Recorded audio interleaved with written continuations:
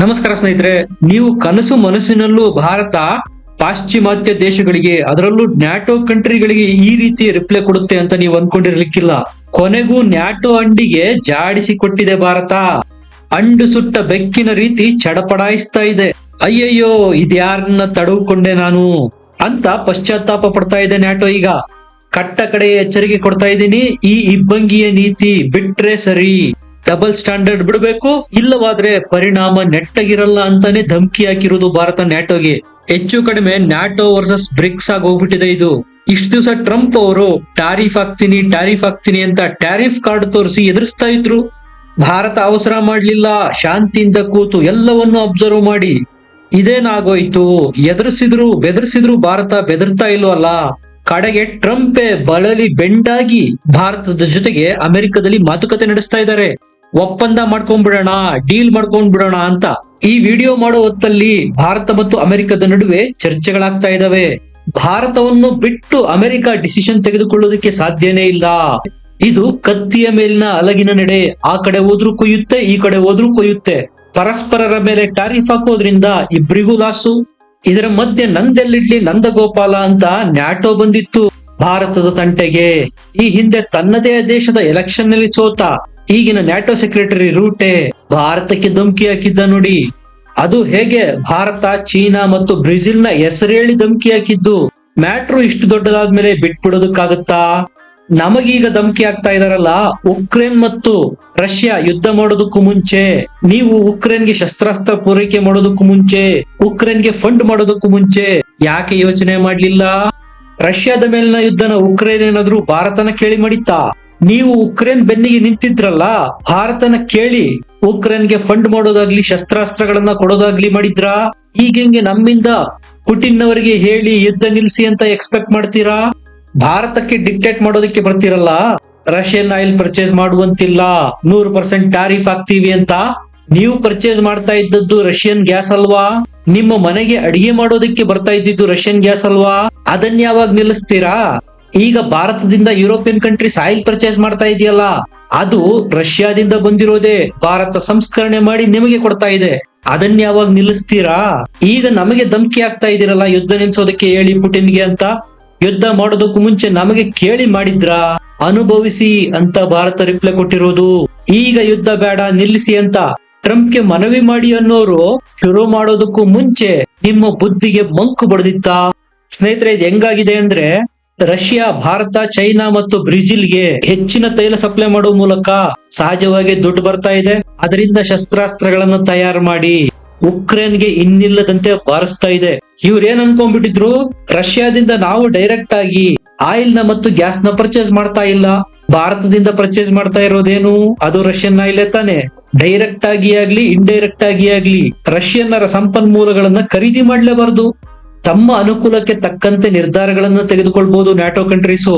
ಆದ್ರೆ ಭಾರತ ಕಡಿಮೆ ಬೆಲೆಗೆ ತೈಲನ ರಷ್ಯಾದಿಂದ ಕೊಂಡ್ಕೊಳ್ಳೋದ್ರಿಂದ ಉಕ್ರೇನ್ ಯುದ್ಧಕ್ಕೆ ರಷ್ಯಾಗೆ ಫಂಡ್ ಮಾಡಿದಂತಾಗುತ್ತೆ ನೋಡಿ. ಇವರು ಉಕ್ರೇನ್ಗೆ ಫಂಡ್ ಮಾಡ್ತಾ ಇರೋದು ಏನು?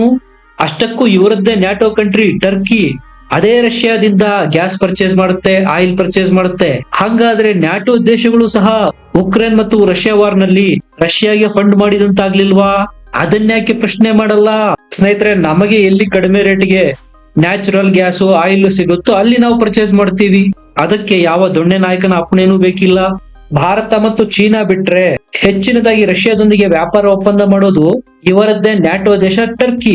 ಅದನ್ನು ಕೇಳಲ್ಲ ಯಾಕೆ? ಇವರ ಬುಡದಲ್ಲೇ ಏಸಿಗೆ ಇದೆ.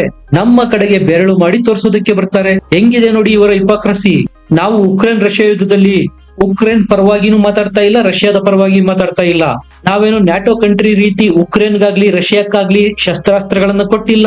ಶಾಂತಿ ಯುದ್ಧ ಬೇಡ ಅನ್ನೋ ಭಾರತಕ್ಕೆ ಟ್ಯಾರಿಫ್ ಹಾಕೋದಕ್ಕೆ ಬರ್ತಾರೆ.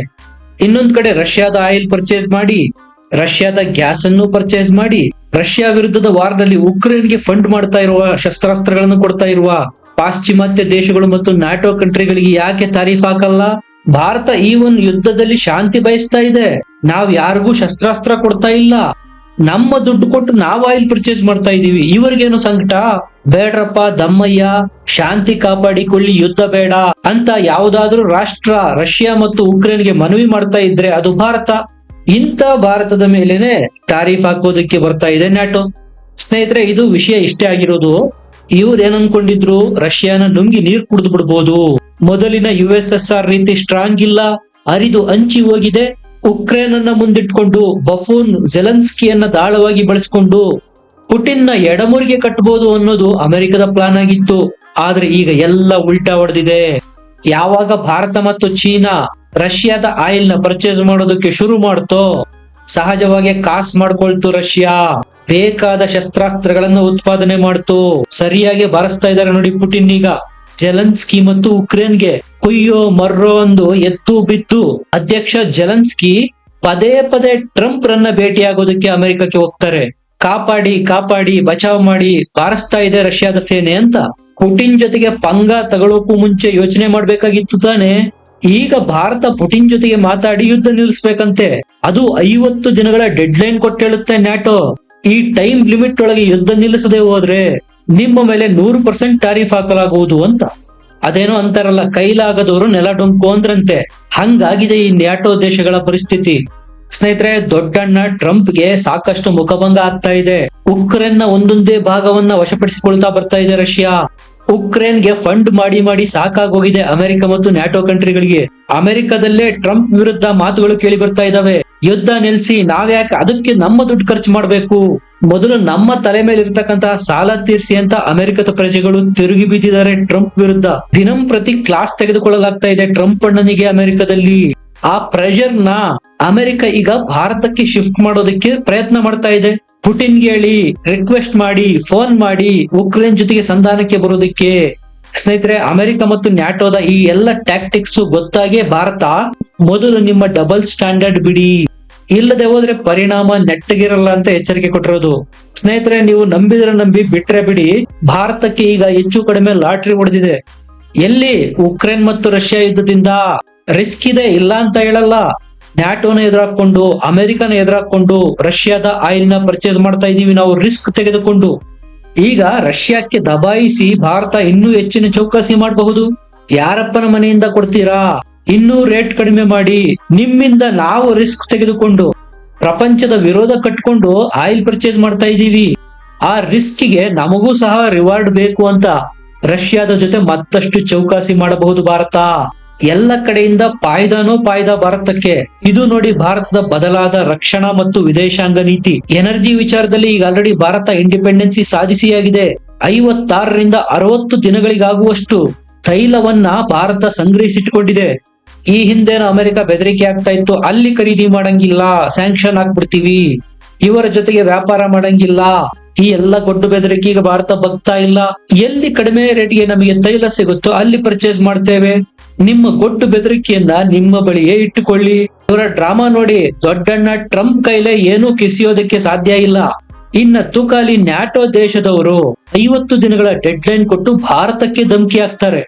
ಇವ್ರು ಏನ್ ಅನ್ಕೊಂಡ್ಬಿಟ್ಟಿದ್ದಾರೆ, ಭಾರತವನ್ನ ಬ್ರಿಟಿಷರು 200 ವರ್ಷಗಳ ಕಾಲ ಆಳಿದ್ರು. ಆಗ ಜೀತದಾಳುಗಳ ರೀತಿ ಭಾರತೀಯರನ್ನ ನಡೆಸಿಕೊಳ್ಳಲಾಗಿತ್ತು. ಈಗಲೂ ಅದೇ ಮನಸ್ಥಿತಿನಲ್ಲೇ ಇದ್ದಾರೆ ನೋಡಿ. ದಬಾಯಿಸಿದ್ರೆ ಜೀತದಾಳುಗಳ ರೀತಿ ರಷ್ಯಾದ ವಿರುದ್ಧ ಭಾರತವನ್ನು ಬಳಸಿಕೊಳ್ಳಬಹುದು ಅಂತ ಬಂದಿದ್ರು. ಅವರದ್ದೇ ಬಲೆನಲ್ಲಿ ಅವರನ್ನ ಕೆಡವಿರೋದು ಭಾರತ. ಇದು ನಿನ್ನ ಸ್ಥಾನ, ಇಲ್ಲಿ ಕೂಡು ಅಂತ ನ್ಯಾಟೋನ ಬೆದರಿಸಿ ಗಪ್ ಚುಪ್ ಮಾಡಿದೆ ಭಾರತ. ಸ್ನೇಹಿತರೆ, ಇಷ್ಟೆಲ್ಲ ಆಗ್ತಾ ಇರೋದು ಈ ನಾಲಾಯಕ್ ನ್ಯಾಟೋ ಚೇರ್ಮನ್ ಇಂದ. ಈತ ಟ್ರಂಪ್ ರ ಕೈಗೊಂಬೆ. ಭಾರತ ಮತ್ತು ಆಲ್ಮೋಸ್ಟ್ ಆಲ್ ಎಲ್ಲ ನ್ಯಾಟೋ ದೇಶಗಳ ನಡುವಿನ ಸಂಬಂಧ ಚೆನ್ನಾಗೇ ಇದೆ. ಇಂತಹ ಕೆಲವೊಂದು ಉಳುಗಳಿಂದ ಅಪಸ್ವರಗಳು ಕೇಳಿ ಬರ್ತಾ ಇದೆ ನೋಡಿ. ತುರ್ಕಿ ಗಿರ್ಕಿ ಅಂತಹ ದೇಶಗಳನ್ನ ಬಿಟ್ಟು ನ್ಯಾಟೋದ ಎಲ್ಲ ದೇಶಗಳ ಜೊತೆಗೂ ನಾವು ಉತ್ತಮವಾಗಿ ಸಂಬಂಧ ಹೊಂದಿದ್ದೇವೆ. ಇವರ ಹಿಪೋಕ್ರಸಿನ ಬಯಲು ಮಾಡದೆ ಹೋದ್ರೆ ಒಳಗಿರೋ ವಿಚಾರಗಳು ನಮಗೆ ಗೊತ್ತೇ ಆಗಲ್ಲ. ಇವರ ಮನೆಯಲ್ಲಿ ಅಡಿಗೆ ಮಾಡೋದಕ್ಕೆ ರಷ್ಯಾದಿಂದ ಗ್ಯಾಸ್ ಬೇಕು. ನಮ್ಮ ಎನರ್ಜಿ ರಿಕ್ವೈರ್ಮೆಂಟ್ ನ ಪೂರೈಕೆ ಮಾಡೋದಕ್ಕೆ ನಾವು ರಷ್ಯಾದಿಂದ ಆಯಿಲ್ ಪರ್ಚೇಸ್ ಮಾಡುವಂತಿಲ್ಲ. ತಾಕತ್ತಿದ್ರೆ ರಣರಂಗದಲ್ಲಿ ರಷ್ಯಾನ ಹೋಗಿ ಫೇಸ್ ಮಾಡ್ಲಿ. ಹಿಂಬಾಗಿಲ ಮೂಲಕ ಭಾರತಕ್ಕೆ ಯಾಕೆ ಬೇಡಿಕೊಳ್ಬೇಕು? ಸಂಧಾನ ಮಾಡಿಸಿ, ಪುಟಿನ್ಗೆ ಫೋನ್ ಮಾಡಿ ಯುದ್ಧ ನಿಲ್ಸಿ ಅಂತ. ಇದರ ಬಗ್ಗೆ ನಿಮ್ಗೆ ಏನ್ ಅನ್ಸುತ್ತೆ? ಕಮೆಂಟ್ ಮಾಡಿ, ಲೈಕ್ ಮಾಡಿ, ಚಾನಲ್ ನ ಸಬ್ಸ್ಕ್ರೈಬ್ ಮಾಡಿ. ಮತ್ತೆ ಸಿಗೋಣ. ನಮಸ್ಕಾರ.